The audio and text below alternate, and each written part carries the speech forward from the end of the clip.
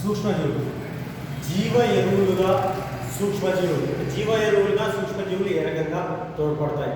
సాధారణంగా ఎరువులు అన్నదాన్ని మనం గమనిస్తే మొక్కలు పెరగడానికి మొక్కకు కావలసినటువంటి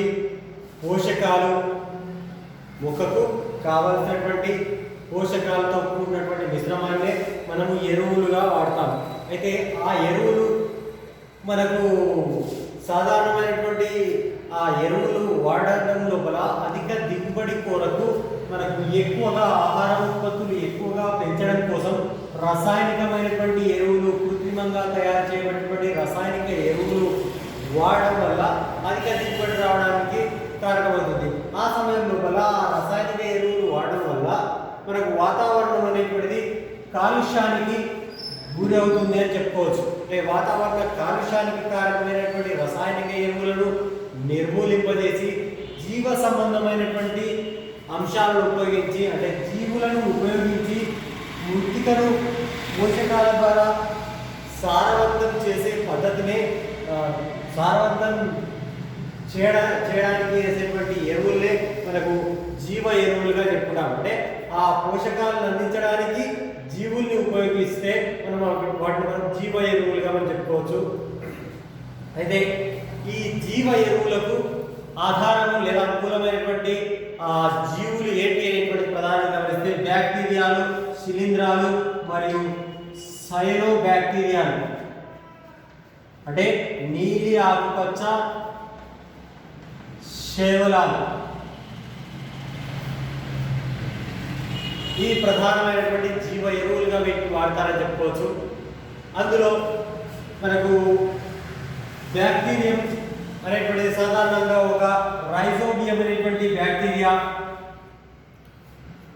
వేరు గుడిపెల్లో ఇది లెగ్యూమ్ మొక్కల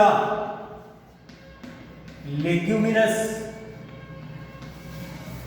జాతికి చెందినటువంటి మొక్కల లోపల లెగ్యూమినేసి కుటుంబానికి చెందినటువంటి లేదా ఫాబేసి కుటుంబానికి చెందినటువంటి మొక్కల్లో వేరు గుడిపెలో అనేటువంటి ఏర్పడడానికి రైజోబియం కారణమవుతుంది. ఆ రైజోబియం లెగ్యూమినస్ మొక్కల యొక్క వేర్లతో సహజీవనం చేస్తూ అది నత్రజని స్థాపనకు తోడ్పడేటువంటిదిగా మనకు రైజోబియం వేరు రూపాంతరాల్లో మనం చెప్పుకుంటాము. అంటే రైజోబియం అనేటువంటిది సహజీవనం చేస్తూ మనకు నత్రజని స్థాపనకు తోడ్పడుతుంది లెగ్యూమినస్ మొక్కల లోపల. అంతేకాకుండా మృత్తికలో స్వేచ్ఛగా ఉండేటువంటి అజోటోబాక్టర్ మరియు అజోస్పైరిల్లం లాంటి బ్యాక్టీరియాలు కూడా మనకు నత్రజని స్థాపనకు తోడ్పడతాయి. అంటే ఇవి ఏ ఇతర మొక్కల లోపల జీవుల్లో కాకుండా స్వేచ్ఛగా జీవించేటువంటి బ్యాక్టీరియాలు, ఇవి కూడా మనకు నత్రజని స్థాపనకు తోడ్పడతాయి. అంటే వాతావరణంలో ఉన్నటువంటి నత్రజనిని మనకు మొక్కలకు కావాల్సినటువంటి రూపం లోపల ఇవి మార్చివేసి మొక్కలకు అందిస్తాయి. ఇంకా శిలీంధ్రాల లోపల మనం గమనిస్తే శిలీంధ్రాలు సాధారణంగా ఇవి శిలీంధ్ర మూలాలుగా విస్తరించి ఉంటాయి. అంటే కొన్ని ప్రత్యేకమైనటువంటి పైనస్ లాంటి మొక్కల లోపల వేర్లను అంటిపెట్టుకొని ఉంటాయి. అంటే వేర్లను అంటిపెట్టుకొని ఉంటాయి కాబట్టి వాటిని శిలీంధ్ర మూలాలు అంటారు. ఈ శిలీంధ్ర మూలాలు ఎక్కువగా మనకు జీవ ఎరువులుగా వాడేటువంటి వాటి లోపల గ్లోమస్ ప్రజాతికి చెందినటువంటి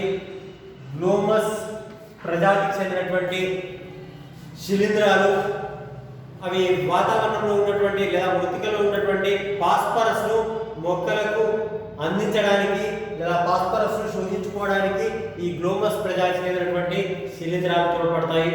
వాటితో పాటుగా ఈ శిలీంధ్ర మూలాలుగా ఈ గ్లోమస్ ప్రజాతికి చెందినటువంటి శిలీంధ్రాలు ఉన్నప్పుడు అవి ఇతర వ్యాధిజనకమైనటువంటి క్రిములకు నిరోధకంగా, ముఖ్యంగా వేరు తొలిచే వ్యాధికి నిరోధకంగాను, అదే రకంగా ఉప్పు నీటికి మనకు తట్టుకునేటట్లుగాను, అదే రకంగా నీటి కొరత అంటే నీరు తక్కువగా ఉన్నప్పుడు అది మొక్క తట్టుకునేటట్లు ఈ శిలీంధ్రం అనేటువంటిది మనకు తోడ్పడుతుంది.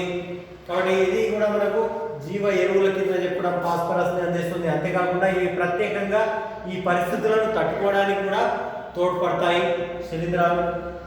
ఇక సైనో బ్యాక్టీరియాలు అంటే నీలి ఆకుపచ్చ శేవలాలు. సైనో బ్యాక్టీరియాలు అంటే నీలి ఆకుపచ్చ శేవలాలు. నీలి ఆకుపచ్చ శేవలాలు అనేటువంటి సాధారణంగా ఇవి స్వయం పోషిత మొక్కలు.